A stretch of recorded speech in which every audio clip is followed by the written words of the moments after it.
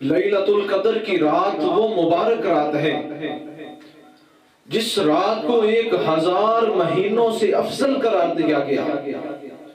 اور لیلۃ القدر کی رات ایک ایسی رات ہے جس رات میں عبادت کرنے والوں کی قدر و منزلت اور عظمت کو بڑھا دیا جاتا ہے۔ یہ وہ مبارک رات ہے جس رات میں محروم رہنے والوں کو بلائی سے محروم کر دیا جاتا ہے، اور یہ وہ مبارک رات ہے جس رات میں اس قدر فرشتے نزول فرماتے ہیں کہ زمین تنگ پڑ جاتی ہے۔ یہ وہ مبارک رات ہے جس رات کو آسمان دنیا پہ فرشتے، عظمت والے فرشتے نازل ہوتے ہیں۔ یہ وہ مبارک رات ہے جس رات کو تمام امور، پورے سال کے جملہ امور فرشتوں کے سپرد کر دیے جاتے ہیں، سونپ دیے جاتے ہیں۔ یہ وہ مبارک رات ہے جو اس امت کا ہی خاصہ ہے۔ آقا علیہ الصلوۃ والسلام تشریف فرما ہے، صحابہ کرام علیہم الرضوان کو مخاطب کیا اور فرمایا بنی اسرائیل کے 4 اشخاص ایسے ہیں جنہوں نے 80 سال تک اللہ تعالیٰ کی یوں عبادت کی کہ ان 80 سالہ ایک طویل عرصے میں ایک لمحہ بھی انہوں نے نافرمانی میں نہیں گزارا۔ صحابہ کرام علیہم الرضوان نے جب یہ تذکرہ سنا تو تعجب ہوا کہ 80 سال میں ایک لمحہ بھی اللہ کی نافرمانی میں بسر نہیں کیا انہوں نے۔ اللہ، جب صحابہ کا تعجب بڑا تب حضرت جبریل امین علیہ السلام حاضر ہوئے اور آکے عرض کرتے ہیں یا رسول اللہ صلی اللہ علیہ وسلم، آقا جی اپنے غلاموں کو ارشاد فرما دیجئے کہ جو رات اللہ نے تمہیں عطا فرمائی ہے وہ کئی 1000 مہینوں سے افضل رات ہے، اور وہ لیلۃ القدر کی رات ہے، شب قدر کی رات ہے۔ پھر حضرت جبریل امین علیہ السلام نے سورہ قدر کی پہلی 3 آیات کو تلاوت کیا، اِنَّا أَنزَلْنَاهُ فِي لَيْلَةِ الْقَدْرِ وَمَا أَدْرَاكَ مَا لَيْلَةُ الْقَدْرِ لَيْلَةُ الْقَدْرِ خَيْرٌ مِّنْ أَلْفِ شَهْرٍ۔ ان 3 آیات کو تلاوت کیا، گویا معلوم ہوا کہ یہ امت مصطفیٰ کا خاصہ ہے۔ یہ مبارک رات اللہ پاک نے اگر عطا فرمائی ہے تو امت مصطفیٰ کو عطا فرمائی ہے، اور یہ وہ مبارک رات ہے جس رات میں فرشتے آسمان دنیا پہ نزول کرتے ہیں اور اس قدر نزول فرماتے ہیں کہ ان کی تعداد زمین کے ذرات سے بھی بڑھ جاتی ہے۔ حضرت جبریل امین علیہ السلام آپ سبز جھنڈے کو اپنے ساتھ لیے اور فرشتوں کی اتنی بڑی جماعت اپنے ساتھ لیے کہ جن کی تعداد کو اگر شمار کیا جائے تو زمین کے ذرے ذرے کو اگر شمار کیا جائے اور ادھر ان فرشتوں کی تعداد کو شمار کیا جائے تو فرشتوں کی تعداد پھر بھی زیادہ نظر آئے گی۔ اتنی تعداد میں فرشتے حضرت جبریل امین علیہ السلام اپنے ساتھ لے کے آسمان دنیا پہ نزول فرماتے ہیں اور اپنے 100 بازوؤں میں سے 2 بازو پھیلا دیتے ہیں، اور ان 2 بازوؤں کی شان یہ ہے کہ شرق اور غرب دونوں ان 2 بازوؤں میں سمٹ جاتے ہیں، اس قدر ان کا پھیلاؤ ہوتا ہے۔ پھر حضرت جبریل امین علیہ السلام فرشتوں کو مخاطب ہو کے فرماتے ہیں اے فرشتوں، آج کی رات روئے زمین پہ دیکھو، کوئی قیام کرنے والا مل جائے، کوئی رکوع کرنے والا مل جائے، کوئی سجدہ کرنے والا مل جائے، کوئی ذکر و اذکار کرنے والا مل جائے، کوئی تسبیح و تحلیل کرنے والا مل جائے، کوئی اللہ کی بارگاہ میں اپنے دامن کو پھیلا کے اور اپنی چولی کو اٹھا کے دعا مانگنے والا مل جائے، اپنے گناہوں کی بخشش مانگنے والا مل جائے، اپنے لیے رزق حلال تلاش کرنے والا مانگنے والا مل جائے، تو فرمایا ان کی دعا پہ آمین کہنا، اور یہی سلسلہ صبح تک جاری اور ساری رہتا ہے۔ اور جب صبح ہوتی ہے پھر حضرت جبریل امین علیہ السلام ان فرشتوں کو واپسی کا حکم ارشاد فرماتے ہیں، اور جو ہی حضرت جبریل حکم واپسی دیتے ہیں تو وہ فرشتے عرض کرتے ہیں اے ہمارے سردار ذرا ہمیں یہ تو بتائیے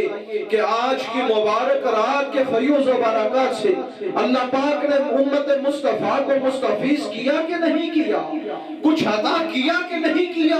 تو حضرت جبریل امین علیہ السلام جواب دیتے ہیں آج کی مبارک رات وہ ہے جس کے توسل اللہ کریم نے تمام گناہوں سے معافی مانگنے والوں کو معاف فرما دیا ہے، اپنے گناہوں کی بخشش طلب کرنے والوں کے گناہوں کو اللہ نے معاف فرما دیا ہے۔ اور حضور علیہ السلام نے ارشاد فرمایا سارے جتنے بھی بڑے سے بڑے گناہگار کیوں نہ ہو سب کی بخشش ہو جاتی ہے، 4 اشخاص ایسے ہیں جن کی بخشش آج کی رات بھی نہیں ہوتی۔ صحابہ کرام علیہم الرضوان نے عرض کیا یا رسول اللہ وہ بدبخت کون کون ہے؟ حضور نے فرمایا ایک وہ جو شراب کا عادی ہے اور اس سے تائب نہیں ہوتا، اور ایک وہ ہے جو ماں باپ کا نافرمان ہے اور توبہ نہیں کرتا،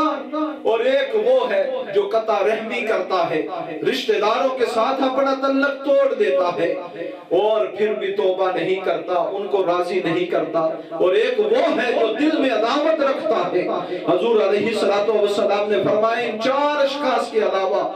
باقی جتنے بھی گناہ سے گناہگار کیوں نہ ہو، گناہگار سے گناہگار کیوں نہ ہو، اللہ پاک اس رات میں مانگی ہوئی دعا کے صدقے اس کے گناہوں کو معاف فرما دیتا ہے۔ اور اس کی تعیین کو مخفی رکھا گیا، شب قدر کی تعیین کو مخفی رکھا گیا۔ اس کی ایک وجہ یہ بھی ہے کہ اللہ کریم نے کئی اشیاء ایسی ہیں جن کو اللہ نے مخفی رکھا ہے۔ مثال کے طور پہ موت کا کسی کو علم نہیں کب آئے، اس کو مخفی رکھا، کیوں؟ تاکہ بندہ ہمہ وقت موت کی تیاری میں مصروف رہے۔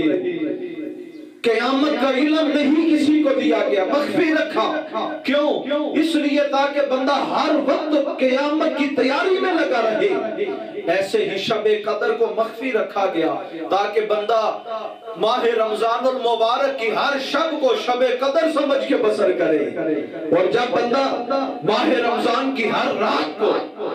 شب قدر کی طرح شب بیداری کر کے بسر کرتا ہے تو پھر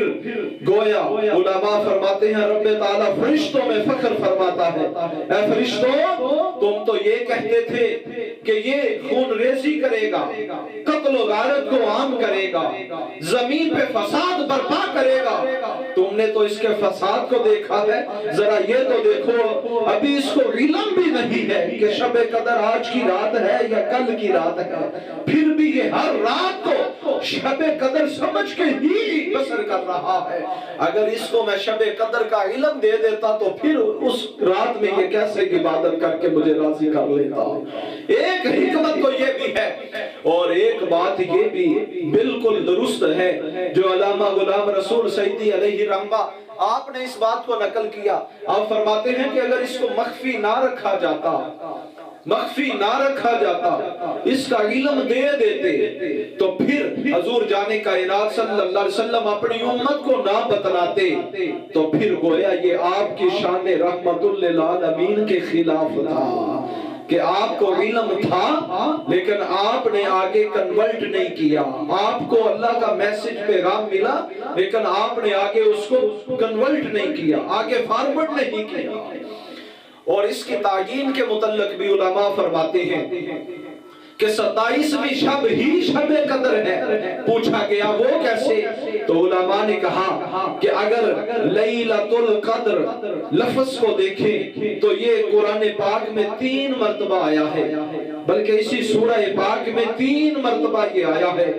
اور 3 مرتبہ یہ مذکور ہے جبکہ اس کے 9 حرف ہیں، لام یا لام تا الف لام قاف دال را، 9 حروف ہیں، اور یہ 3 مرتبہ 9 حروف آئے ہیں۔ 9 کو 3 سے ضرب دے تو 27 بنتا ہے، گویا یہ اشارہ دے رہا ہے ہمیں کہ 27ویں شب ہی شب قدر ہے، 27ویں شب ہی لیلۃ القدر کی رات ہے۔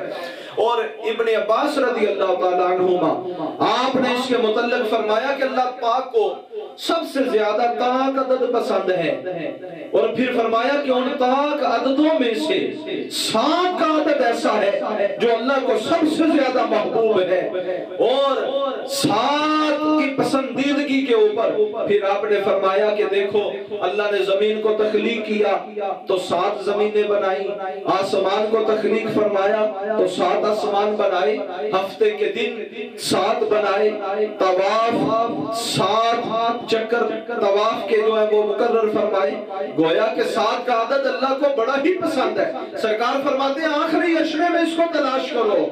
आखिरी अशरे में तलाश करो। तो जब 7 का आदद ताक रातों में इसको तलाश करना है, आखिरी अशरे में तलाश करना है, तो फिर वो गोया 27वीं रात ही बनती है। और एक और भी दलील उलमा ने नकल की। उलमा फरमाते हैं कि हिया हत्ता मतलइल फज्र, हिया हत्ता,